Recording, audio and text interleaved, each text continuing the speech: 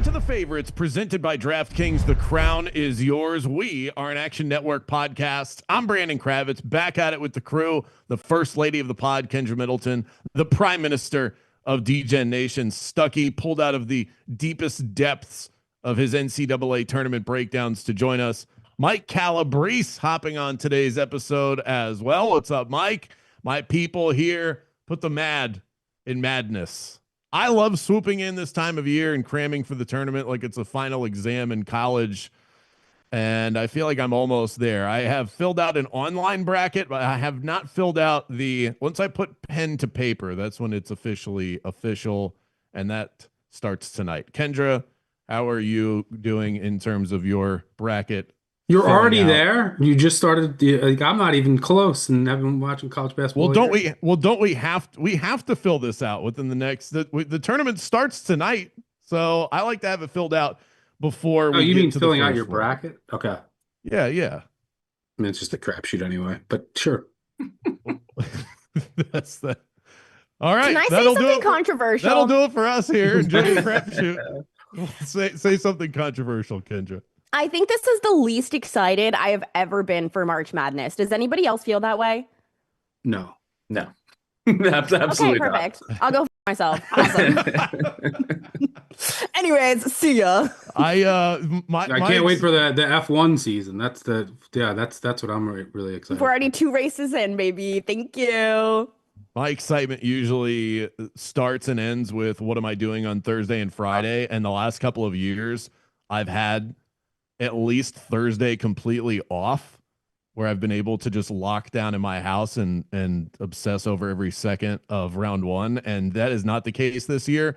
So I'm not as excited, but that's just schedule based. I'm still just as pumped to fill out the bracket and all of that. I imagine that your reasoning, Kendra, is because you feel like the underdog is dead. And that is definitely a topic that we'll get into a little later on in the pod. You're nodding along. You would be correct. Yeah. I haven't, no joke, on everything that I love and care about. I haven't missed 1 second of the tournament since 5th grade. Starting in 6th grade, my parents would always let me take off school. You've missed a Super Bowl? Yeah, I slept through a Super Bowl, but I've never missed a second. Never worked when I actually worked in finance right out of college. Those were the first 2 days I took off every year. I used to not, I didn't go into spring break in college, which was the same week as the first weekend. I went home, chilled with my mom for a couple of days, and then went to our guest room. One year I had a keg, and just in the guest room and watched it and just sat for 4 days and bet. What's your keg of choice? I don't know what I had. I'm not a beer drinker. For some reason I got I think I had I don't know why I had a keg though. I did have a keg one year. Did you have a cup, or were you just drinking them straight out of the nozzle? No, I had a cup. It was a red Solo too. I mean, I was in college. I don't know. So cliche. Yeah, I haven't missed a second, and I will not miss a second this weekend, and I can't wait. I mean, it does. We are getting to a point where the upsets are fewer, and you expect them to be less frequent. I mean, we have the 13 through 15 seeds are all 13.5 plus point underdogs as of right now. And we've never had a tournament where they've even all been double digit underdogs. And now they're 13.5 plus point, and they all lost last year. Before then, at least one had won it, I think, in 15 to 16 tournaments. So the gap is growing. I mean, even if you look at top 25 power conference teams against top 100 mid-majors this year, and that's basically the 5-12 games, not even talking about 13-15. This year, they dominated. The average margin of victory of close to 20 points. So the gap is growing, so we can expect to see fewer upsets. I think we see a little bit more chaos this year. But that does make the first 2 days lose a little bit of its luster, but we still have betting, there's still contests, there's still brackets, and there's still everything that goes with it. It will always be my Christmas. And then on paper, it will make for more exciting matchups down the line. Because a lot of times when you see these exciting Cinderella runs, they usually end in disaster. You'll see these teams in the Sweet 16, Elite Eight just get sandblasted. So there's a give and take there, but I would obviously that's nostalgia, and I would prefer crazy Thursdays and Fridays, but it's going to be a thing of the past. Still going to get some craziness, but nowhere close to what we used to get. Can I ask a question quickly off the top? How many brackets do you fill out and how many are fair game? Because I said on Twitter that you get one bracket and one bracket only, the bracket of integrity. I don't give a how your 13th bracket is doing. How many brackets do you think are fair game? Do you do multiple or do you just do the bracket of integrity, as Mike Golick would say? Let's get Mike Calabrese in here. Where do you land on bracket integrity? I cap myself at two varieties. Usually I'm trying to, push closer to one, and, because everyone's done this. You get buyer's remorse immediately. Like, you go through, you fill out your bracket, then you hear one talking head on TV or you hear one piece of injury news, and it has this ripple effect where all of a sudden you're changing an entire region. But I think the bracket of integrity is the way to go about it. And also, I'm involved in like 6 different kind of pools during March Madness, so I already have to do the, beautiful minds, math equation in my head to begin with. So if I have like 4 or 5 brackets on top of that with conflicting interests, then all of a sudden it starts to take away from the fun. If you're trying to do it just like in fantasy football season, if you have more than 2 or 3 fantasy teams, then every single Sunday is kind of a wash, and I don't want that to be March Madness for me. Yes. I kind of view it like a relationship. Like I think you can have one that you flaunt, one that you take out to dinner, one that you discuss. How many girlfriends do you have? Damn, Kravitz. You can have bracket mistresses, but you can only have one wife. So you can fill out as many brackets as you want, but you can't Are you just admitting to adultery? Just know I have your wife's number. She's in the And I other room, will so throw hopefully you she- under this the is bus. live. Do you have a Right. bracket with little bracket children in another Right. state that you visit on a business trip every 2 Right. months? Like, what is going on here, bud? Pay your bracket baby child support, people. That's my point. That's the whole mission of this podcast today. So when I was younger, I'm team one bracket, like your main bracket. Now I usually have 3 because I'll join a bunch of like contests, bracket contests, like on ESPN where you can buy like 3. So, but they'll be close because you want to get like the Elite Eight, to win these contests. You want to get like 7 of the Elite Eight, 3 or 4 Final Four, ideally 4, but it's very difficult. And then hit the national champion.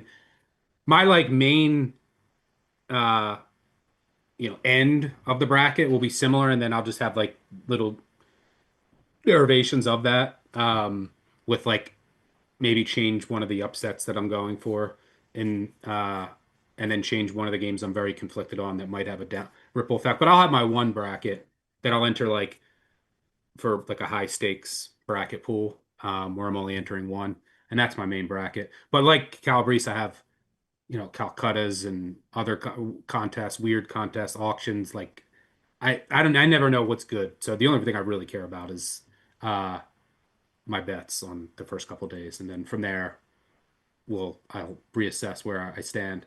And then, but I will say, when I was growing up, I used to fill out every year.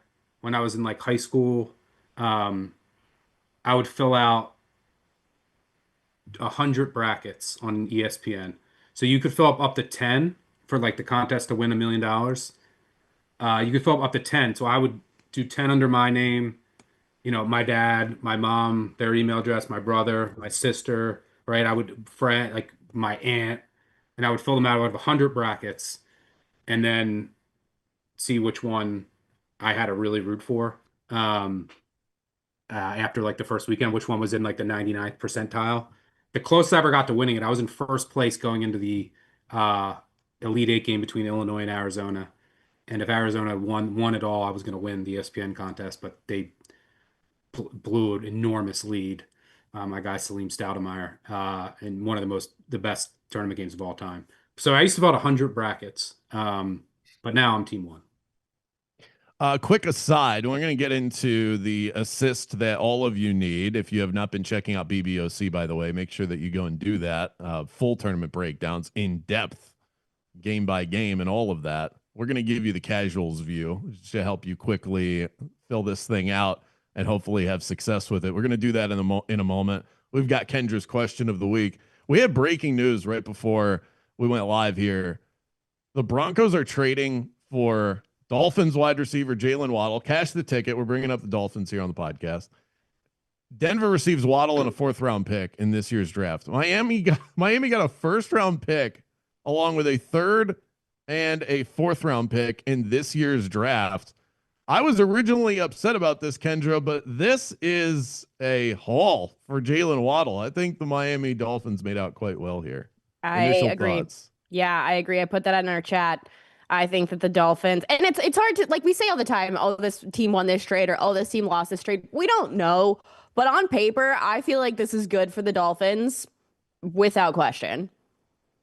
But like you said, who is your boy Malik going to be throwing to? Yeah. Tutu Atwell. What did you think of the deal, Stuckey? I have no thoughts on anything other than the tournament right now. I agree with the Dolphins selling everything and starting over, but I will not be wasting any more brain cells on thinking about the NFL until April. I thought I could drag you into some Dolphins talk before we get to the I just wouldn't have. I also disagree with signing Willis. Like I just would have full tank. But I agree with them just selling assets and building for the future. It's what they needed to do. Yeah, that's why I was surprised to see them trade Waddle, because it felt like when they brought in Malik Willis, it was their attempt to at least be halfway decent, but I'm not sure that is the case. We have NCAA tournament breakdowns to get to, but Kendra, what's on your mind? Stucky's going to hate this, so we don't have to make this long. However, I was going through my refrigerator this weekend and throwing out all of my sauces. And the last time I did an F, Marry, Kill, it was the most response I've ever gotten from any question I've done on this show. So FMK, honey mustard, barbecue, ranch. Yeah, last time you had me snow, so that was a sort of a weird day for me.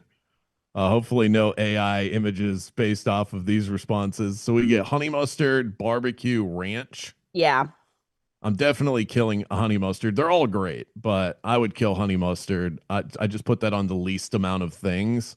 I have to have ranch and barbecue in my life. So I think I am marrying ranch because of its utility. Great on a salad, great with chicken tenders, all of the above. And then I think barbecue would be kind of fun.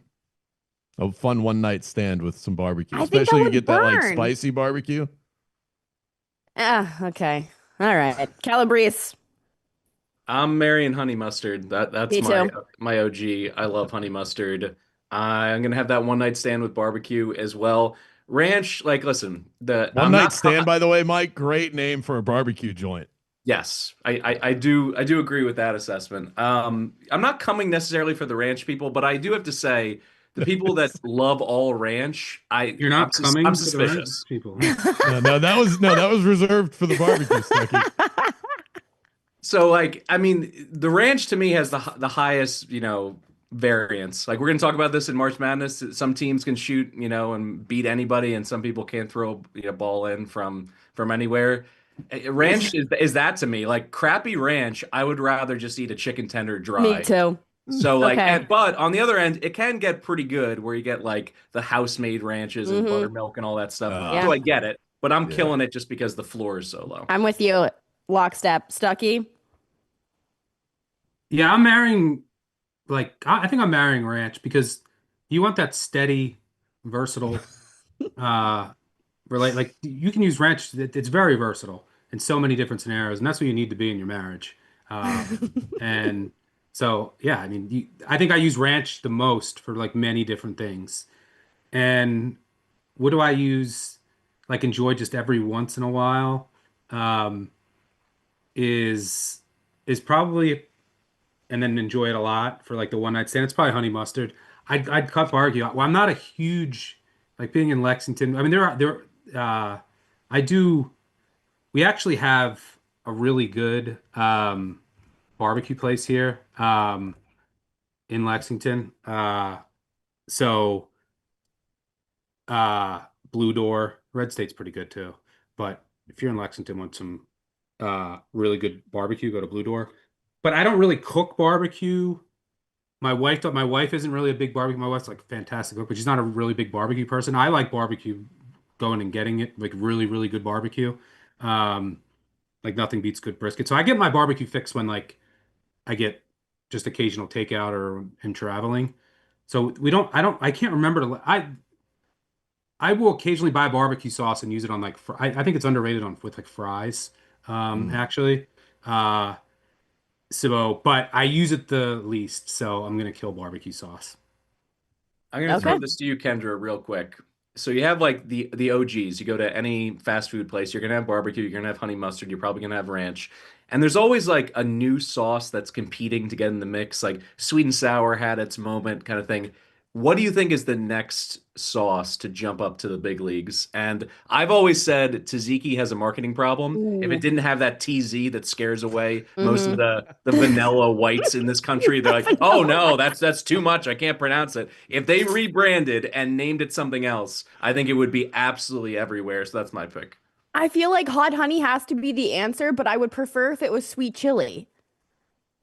Yeah, hot honey, I Yes. feel like may have jumped the shark. It's Yeah, everywhere right it now. Like is. every place is trying to just force it in. McDonald's, KFC, like I think it's gonna burn out, but right now I feel like that's the leader in the clubhouse to be the I need new it to be one. Thai chili though. What about like flavored? What I think really makes a really good sandwich. Like when I get an Italian or something like, I make a sandwich. I use both mayo and I've always been a mayo and olive oil guy. But the best like really gourmet, fantastic sandwiches, in my opinion, have some type of uh, Aioli. Yeah. flavored aioli. So like, it could be with avocado, could be with garlic, could be like chipotle. So like flavored, I know that they're out there, but like flavored That's a good answer. mayonnaises, I think have a room to be more A good popular. answer. It is crazy how the condiment on the table in the restaurant, how ketchup, mayo, and mustard just said "F off" to everybody else. They have completely cornered the market for decades now. Great question by Calabrese. Let's keep it moving. We've got tournament breakdowns to get to, but first, a word from yours truly about DraftKings. The Favorites podcast is sponsored by DraftKings Sportsbook, and you should know DraftKings is the sportsbook for betting on NBA stars. It's Tuesday, which means all customers have a shot at a share of $2 million in bonus bets when they place a $5 pregame player prop bet on the night's PRA leader. King of the Court is live every week of the NBA season. Bet must be on the PRA leader.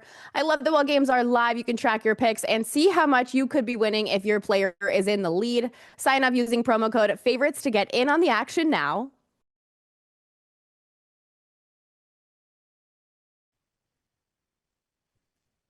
BBOC lifer Mike Calabrese on with us today as we finalize our brackets.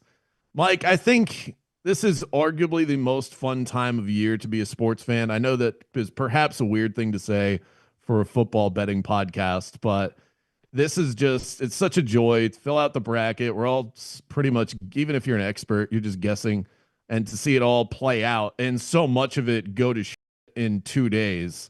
It's a beautiful tournament. It's the reason why it's as popular as it is. But where should people start in terms of putting their brackets together? They're just starting to dive into college basketball. They're doing their prep. They're listening to you and Stuckey and all of that. Where should they start as they begin to assess the bracket? I think where they should start is there's the human nature. If you see the one seeds, just advance them to the final four. The recency bias of last year, all the one seeds won their region. At least do the deep dive to figure out what's the weakness for those four teams. Duke has their injuries. Arizona does not shoot the 3-point shot. So if they get into a 10 or 15-point hole, God forbid, before, the second weekend, can they shoot their way back into a game? Michigan, in terms of their depth and Cadeau, has not played very well and has, basically proven if you leave him open, he's not knocking down shots. And then Florida flaming out in the SEC tournament in such a public way, getting beat like a drum by Vandy. Those are legitimate questions. And at least I think when you start that way, it relieves a little bit of that pressure, perhaps as a casual, to say, well, I have to put the one seed at least to the Elite Eight, if not the Final Four. No, you don't. Just don't feel any pressure in that regard. And as you brought up at the top, this is one of those events where everybody gets to talk about it. You can be locked in throughout the entire season or someone who just watches March Madness and have roughly an equal chance to go ahead and win your bracket. And if you go ahead and flame out, no one knows. It's fine. Like, make sure to parrot like a couple talking points so you can just like blend in to the background. But after that, have fun with it. And that's why after the one seed conversation, I immediately go to find your favorite Cinderella, bone up a bit on, their background, their players, their coach, maybe a little school history nugget or two, throw it out there and just have some fun with it. I mean, I lived in New York City for over 10 years. And one of my favorite things to do during football and basketball season was if I was on a team and I had a significant financial investment, find the watch party bar. There's nothing better than rolling into a place where everyone's rooting for the same thing, because that's really what this event should be about. It should be enjoying it. There's all kinds of ways to make money from this, but really it's just a crapshoot. If you treat it more like a lotto as opposed to, grinding out an NFL Sunday card or something like that, you're just going to have more fun with it. So with the one seeds, we got some good ones. Duke, Michigan, Florida, Arizona. You said we should try and poke some holes. Can you give me the fatal flaw for each one seed? So Duke, as I mentioned, injuries. Gungba is probably going to come back. Is he 100%? What does he do defensively for them? It allows them to move Boozer around, not necessarily have him be the rim protector where he could potentially get into foul trouble. But then Foster not being there at the point, you saw them grind out wins in a weaker year of ACC play in the conference tournament without their point guard. He is projected to be back maybe by the Elite Eight.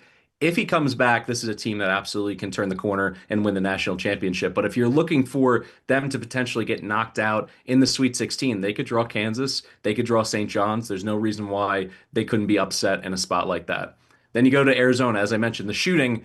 It's just interesting from a resume and statistical profile. It's very rare for a team to have reached the heights that the Wildcats had this season without being able to consistently shoot the three-point shot. It's not that they can't. In terms of their season average, they're very healthy in terms of knocking down threes, but it's just not been a part of what they've needed to pull, a game or two out of the fire. They do it by hunting really good two-point shots. So as I mentioned, if they get into a higher scoring game and all of a sudden they're down by 5, 8 points and that pressure starts to turn where they need to make threes really for the first time this entire season consistently, I think that's an issue. Then Michigan, as I mentioned, I'm not a Cadeau guy. Their backup point guard is out, so it's going to mean more time potentially for their freshman playing, a little bit of point guard time, being the primary ball handler. All you had to do is watch that Purdue game in the Big Ten championship when there's a team that is locked in defensively and can kind of structure it so that they're taking Lendeborg away. I think there's an opportunity for Michigan to potentially flame out before the Final Four. And then finally with Florida. Turnovers too. Michigan will turn it over Yes, too much. absolutely. I mean, and that's a Cadeau bugaboo as well. It's not just that he'll have those 3 for 12 nights. It's that he can turn it over 5 or 6 times. And then finally, Florida, this is a preference for me. I'm not enamored with their guards. When they were playing better, really for about a 2-month stretch, they did seem unbeatable because their floor is so high because they have the best front court, the best offensive rebounding, maybe in the last 10 years of college basketball. So that gives them the opportunity to win games even when they're shooting, around 40%. But if Lee and Fland do not bring it in the second weekends, they could lose. And certainly if they draw Houston or in Illinois, you can't have an off night from an offensive perspective and expect to sneak by those teams. So that's kind of the capsule for why these one seeds aren't necessarily bulletproof. And a part of it too is the 2 and 3 seeds are historically really good. So it's not as though there's a big gap. There is a big gap between the mid majors and the top 25 teams this year. But in terms of a team that's the last 4 seed and, the second or third 2 seed, it's pretty close. Which one of the number 1 seeds do you think is the most fraudulent? Because I personally think it's Florida, and you seem to think it's Florida as well, based off of what you said. But I think that there's possibility for maybe 1 or even 2 of these teams to be eliminated before maybe a Final Four.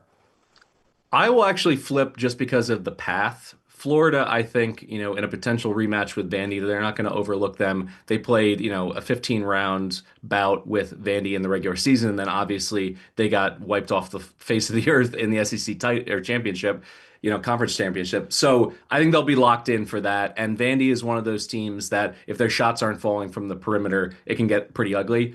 Duke, on the other side, though, their path can be treacherous. I mean, you look at that region, there are 7 national championships split between 4 coaches in that region. So the coaching acumen is there. And if they are not healthy, and it's not even as simple in a binary sense of, does Gungba and does Foster play? If they play, what do they look like? Are they, laboring through injuries? Are they a shell of themselves? Because if they are, I don't think Duke is good enough, because then all of a sudden, from a game planning perspective, you can just throw bodies at Boozer and hope that he gets into foul trouble, and he has to play, at like a 30 and 15 kind of level from a production standpoint to cover up those personnel losses.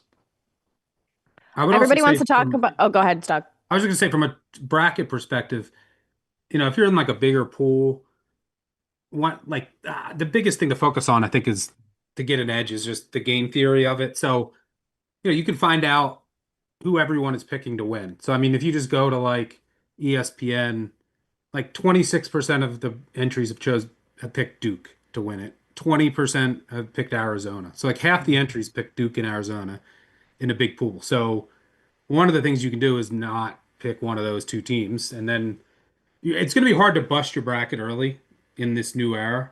Like before, you could have a one. We've seen ones go down, and like 6, 7 years ago, we've seen twos, threes. Like that's not going to happen as frequently. So there's more emphasis on getting the national champion right, the finalists, the final four, the elite eight. That's where you're going to separate. So one of the easiest things that you can do, like it would be, are you going to like cram and know all these teams in a couple of days, and all the matchups and injuries is just pick a team, like pick a horse that's not popular. And then maybe you still have Duke, you want to have Duke and Arizona going to the Elite Eight. It's not going to hurt you too much. Everyone's going to have that, but then you cut them off there. And then have an unpopular horse, and that's basically who you're rooting for. And if they win it, you're going to have a good chance. Like someone like Purdue. I mean, they're probably going to be picked in 1% of brackets. I don't know. So, you know, Houston was like they'll probably be a little bit more popular for it too. But like Florida's at 7% as a 1 seed. Michigan's 14%. But the UConn is 3.5%. So one of the things you can do is and it's so easy. It's like, all right, I'm going to take one of those teams that's not picked as a national champion. If you just want to get a little bit of uh, a heads up on a leg up on the competition in a bigger pool, right? Like in a huge pool, like that's one thing that I would just do. Focus on Michigan or Florida as your winners if you want to go with the ones, or if you want to go with the twos, I would look at Purdue. Yeah, the last 8 champions have been top 6 in adjusted offensive rating. So if you wanted to follow that trend, and I'm curious, Calabrese, who on this you would nominate as one of those off the beaten path options, because clearly you could very easily take Duke, Arizona, as Stuckey was mentioning. The top 6 this year: Purdue, Illinois, Alabama, Duke, Arizona, and Arkansas. Of those, is there a team there you'd say I can actually see them pushing through and making it to the final? I mean, Arkansas, all you have to do is watch their SEC tournament, Whoopeg. Yeah, I mean, Wupik Sui, Acuff is in any regular year, he would be the runaway number 1 pick, presumptive number 1 pick in the upcoming NBA draft. But this year is so loaded that I think he flew under the radar at least until like the last 10 days or so. He's somebody who can average 30 points per game and they can outscore people. Now, they have plenty of flaws, as many of these, teams that are offensive heavy do. But I could see that Illinois, in terms of their offensive ceiling, they were at a point where they were one of the highest KenPom rated teams offensively in the history of the database that goes back to 1997. Now, they had some issues closing out games and they were snake bit in overtime games, but realistically, I think that only pumps in some value to their number, because if they had, had better luck in those close games, they would have been a 1 seed and they would have been 5 or 6 to 1 to win this tournament. But instead, you're getting them at a nice price as a 3 seed. And in a matchup against Florida, I think they have the perimeter shooting to get it done. I would also say like Arkansas, their defensive metrics are very worrisome. They don't fit the profile of a national champion. What are they, like 50th overall? And in order to beat and we've certainly seen Cal get out coached in the tournament, which is another factor to consider. I will say Illinois has just as electric, I mean, a more uh, efficient offense than Arkansas, a better defense. And the thing that Illinois has that because like you're gonna have to take out one of these 4-1s at some point. Like someone's gonna need to who are like a step above everyone else. But like because of Purdue's offense, they could beat one of them. We just saw them destroy Michigan on a neutral court. Because of Illinois' offense, they could beat one of them. And Illinois has bigs that can shoot. So if they just get hot for a couple of games, but these elite teams that we're talking about, the ones, what do they all have in common? Florida, Arizona, Michigan, Duke, Arizona, Florida, and Michigan, elite front courts. And right, they have elite bigs. One of the things that could give a lot of those teams trouble is bigs that can shoot and get hot from the outside and pull their bigs away from the rim. We just saw Vandy destroy Florida with their bigs and their other non-guards making a ton of shots. Now Florida was giving them those shots, but you have to choose that. Like they're and Vandy was making it. Illinois, if their bigs can start making threes again, pose some matchup problems, and they can just outscore any one of those ones on a good night. So the Illinois and Purdue are interesting looks for your bracket and for any futures, regional futures. I was going to say, what about St. John's? Because I feel like they got kind of screwed in their seating. I think that they easily could have been like a 3 or a 4. They're someone I'm kind of looking at. What are your thoughts about them? I'm terrified as a Johnny fan. My mother went to St. John's Law. It's a team I've rooted for, which I was in obscurity for a good 20 years. Nobody was on that bandwagon. But yeah, you're absolutely right. They got hosed because not only are they on the 5 line, they have to travel all the way to San Diego. So they go from that absolute zoo at Madison Square Garden for the Big East final against UConn, all of the energy they're playing. Big East hypnotized me for the, intros. The aura was off the charts, and they played the exact kind of game they wanted to. And that's what is seared in everyone's memory coming in. Now they go across the country against a team that plays super slow, 363rd in overall pace for Northern Illinois or Northern Iowa, I should say. And what are they going to do? They're going to make sure that they rebound the basketball. They're going to play that pack line defense, and they're going to say, "Go ahead, St. John's, make some jumpers to beat us." They are outside the top 200 in three-point shooting accuracy. And a lot of what they do offensively to get momentum is they create turnovers and then they get those runouts. And then all of a sudden they're, slamming the ball, and you can feel the energy shift away from the opponent. UNI is not a team that's going to do that. They protect the basketball, they rebound, and they play slow. And it's kind of, the atmosphere difference at Viejas in San Diego. I think it could be a sleepy start for the Johnnies. I'm worried they're even going to get out of the first round. How do you choose which Cinderella story you're going to follow, or how do you pick your Cinderellas? Because I think that that's the thing that everybody wants to talk about in the tournament, because that's the most exciting thing, is watching big seeds go down. Do you have a strategy, or is it just this is all the basketball I've watched all season, so this is what I'm going to pour into it? Because it's hard, but you really do have to pick these upsets. And yes, statistics will point towards certain matchups, but do you pay attention to those, or is it just this is what I've seen, this is what you've shown me, so this is how I'm going to choose my bracket? So living through the entire college basketball season, doing the BBOC shows, the live shows, you get emotionally connected to a few teams. And what I try to do is hold on, let it go. There's just some teams that did not get the right matchups. Hawaii is one of them. I love the Rainbow Warriors. Their defense is great. Their defense is special in that they play no help defense. So because of that, they force guys to finish one-on-one, and they never collapse in and allow those kick out open looks for three. They're playing Arkansas. You have to play a different defense because Acuff will score 50 points. So all of a sudden, that's not a good draw. They're a 15.5 point dog. I think that's justifiable in terms of, the setup that they have. But then there are some matchups that are kind of perfect. And I look at South Florida against Louisville, and Louisville may be down their point guard, or if Michael Brown is back, he's been dealing with that, sore back for the majority of the season. When he had that month-long layoff, he came back and he had a stinker in his second game against Duke. I think he shot 1 for 13 from the field. He's the offensive engine. And South Florida is a team that plays at a breakneck pace. They want to up the possessions. They have such versatility in their lineup. All five starters average over 11 points.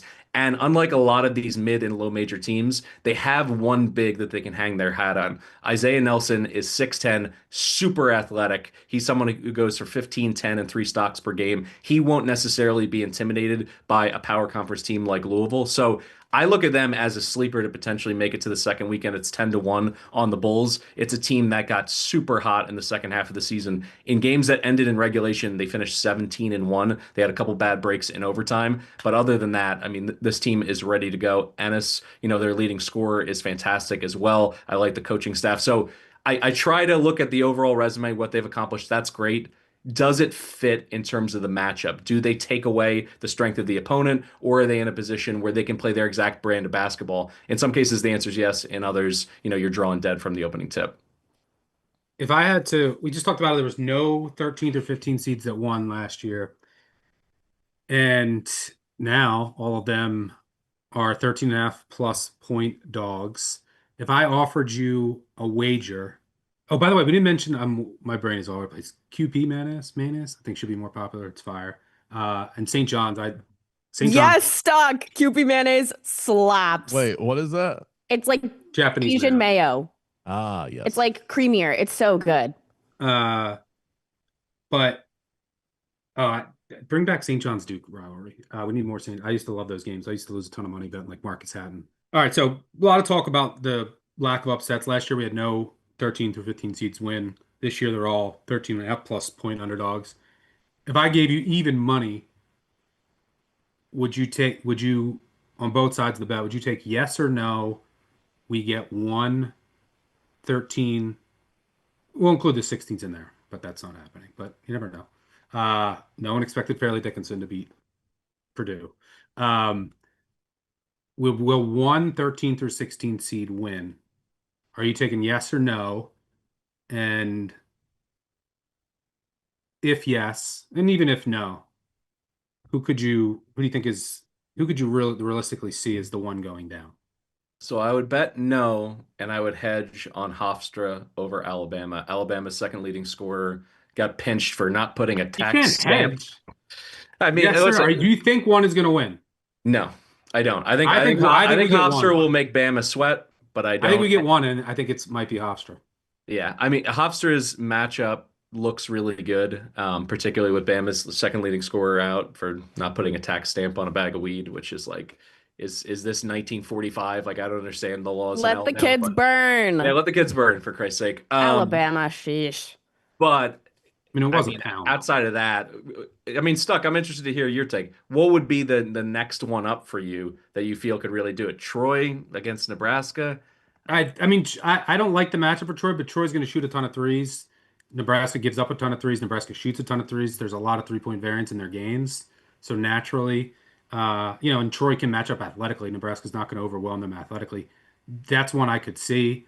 I think Hofstra is the most likely because, number one of the things that will kill teams is shot volume. And that's just, can you get up as many shots as your opponent? It's the easiest way to equalize things. And a lot of times these undermatched teams are going to be at a disadvantage in that aspect. Like if you go up against a Florida, we just talked about these teams like that they're going to dominate on the offensive glass and then win the turnover battle. They're going to get up more shots than you and they're more talented than you. That's problematic. Well, Bama's a shot volume loser. They're shot volume clowns. They never turn you over. They don't get on the defensive glass. They can foul too much at times. Like they fit the profile of the team, and their defense is shaky. Their second leading scorers out. If Hofstra's guards, they have a really good backcourt. Cruz Davis, the freshman Edmund's been incredible. If this could be a jump shooting game, and Hofstra's rim defense. That's another thing that a lot of these mid-majors don't have. Hofstra's rim defense is elite.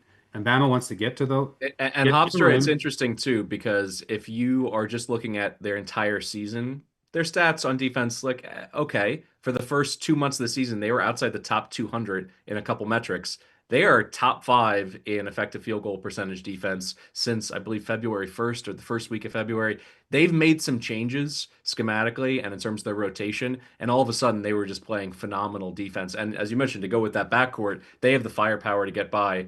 One other caveat, and this is kind of, piggybacking on what I was saying to Kendra earlier, it's the matchups. Like, I would have loved to have ridden with the Penn Quakers. TJ Power absolutely put the team on his back in the Ivy, tournament, and that was without Ethan Roberts, who's really their best player. If he's back from a concussion, I was all excited to put them through to the round of 32, and then they draw Illinois. If it was the Zags against, Mark Few without Huff in the lineup, I potentially would have pulled the trigger, but it's just kind of a nightmare matchup because Illinois just does everything that they do, but better. Mike, what about a team like Cal Baptist? Kansas has been one of the sketchiest power teams in college basketball this year. Who knows what you're going to get from Darren Peterson, who is their best player? What is that a look as far as if we're going to attempt to get one of these 13 seeds or lower advancing, is Cal Baptist, do they have a shot in hell? So, in short, no. But I do like where your head's at because Kansas clearly has the widest range of outcomes in this tournament. If they went to the Final Four and Peterson played 30 plus minutes and played great, I wouldn't be shocked. They clearly have the coach with the experience to be able to get them through it. But when you look at Cal Baptist in terms of playing up against power teams this year, yes, they beat Oregon State, who's in the WCC, but Colorado, they lose by 8. BYU, they get boat raced by 31. Utah, they lose by 6. I just think they're going to be in deep water, and Dominique Daniels, their point guard, is great. He's a little bit undersized. If Self and the staff can take him away and he doesn't score, he would need to score 30 in this game for the Lancers to go, the full 40 minutes with KU. I don't see it necessarily, but I understand from a variance perspective. If you want to bounce Kansas in the very next round, I think that's a solid play. I don't hate picking Cal Baptist to win if you want to do that in your bracket, like as one of the, because here's the thing. They haven't been the same team away from home. They're 348th out of 365 teams per house metrics and away from home metric. Now, I do think that if you just take away Dom Daniels and they have the size to do that, Dom Daniels is one of the highest usage players in the country. Now, Cal Baptist does have some size inside. They're a really good two-way rebounding team. So, they're good shot volume wise. So, they can compete there, but Kansas probably just has too much athleticism. And Cal Baptist isn't a great shooting team. So, Self can just take Daniels out, but they haven't been the same team away from home. You never know if something flares up for Peterson. Kansas has been a weird team, and Cal Baptist wants to slow the game down. They do have a guard who can get hot. He scored 47 in the game earlier this year, and it's a weird. That game is 9:45 Eastern on the West Coast. So Cal Baptist, their body clocks will be more adjusted. Just a weird spot for Kansas. So I think Cal Baptist is going to get blown out, but I could see it if Daniels goes off and Kansas just has one of those weird games. And the reason I don't hate, if you wanted to pick that one, is the Kansas would then have to play St. John's, presumably. Although St. John's, I think, has a tricky matchup with UNI, as Mike alluded to. They play a pack line defense, force you to shoot threes. Now, maybe the athleticism is too much. Maybe Pacino ramps up the press here. They've kind of dialed back their press rates late in the season, and there's just too much athleticism. But UNI, very, very experienced, connected group. We'll see how they handle the layoff. It's been a while since they played, but they don't turn it over. They don't let anything up in transition. They won't go after any offensive rebounds. They just get back. They allow the second lowest transition rate in the country. And they're very good in the defensive glass because they pack everything in and they force you to beat them from the outside. St. John's not a good shooting team. So, St. John's is bricking a ton of threes. That game could be ugly, low scoring. There's a chance St. John's gets upset. Now, there's probably too much athleticism and talent for that to happen, but I could see it in an ugly, low scoring game.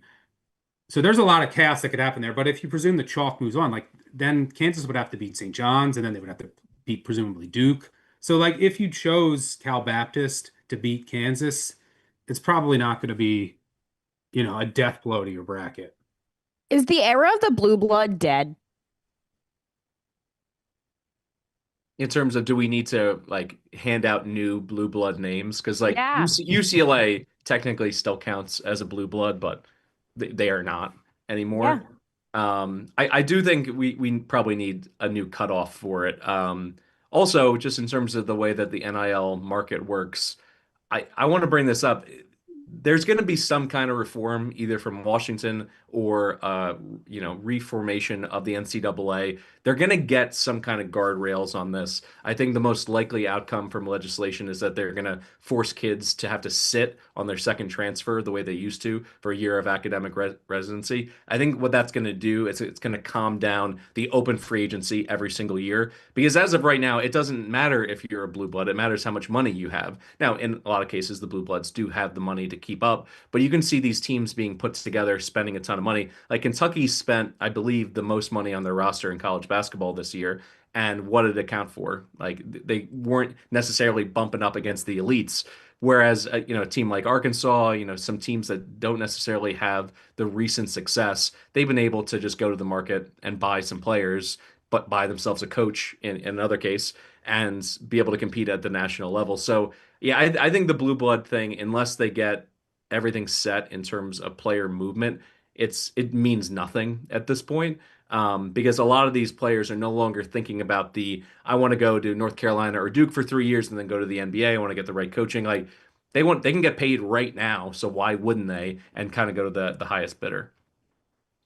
It's time now for our DraftKings tournament futures. New users are getting a 100% profit boost on NCAA tournament winner futures. So let's choose a winner that we can use this profit boost on. Kendra, we will start with you as we go around the horn.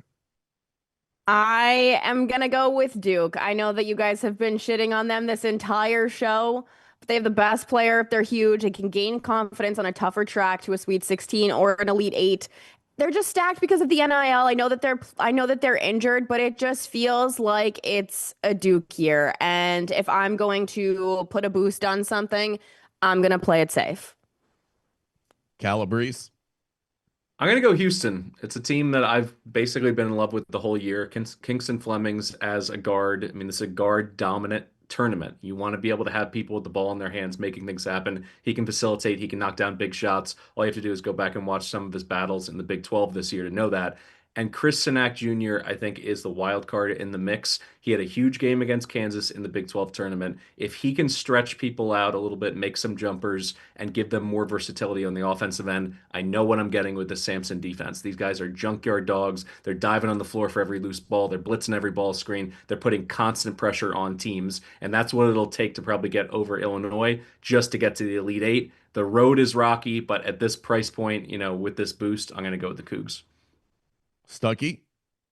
If I'm boosting something, I'm gonna go with Purdue. I think that they're peaking at the right time. The number one offense right now. They just destroyed one of the 4-1s on a neutral court. And I mean, when I say destroy, they embarrass them. This offense, you have one of the best point guards in the country, a very good coach, a experienced team, and the other thing is their path. Like they got Queens, then Miami or Missouri, who I'm not in love with.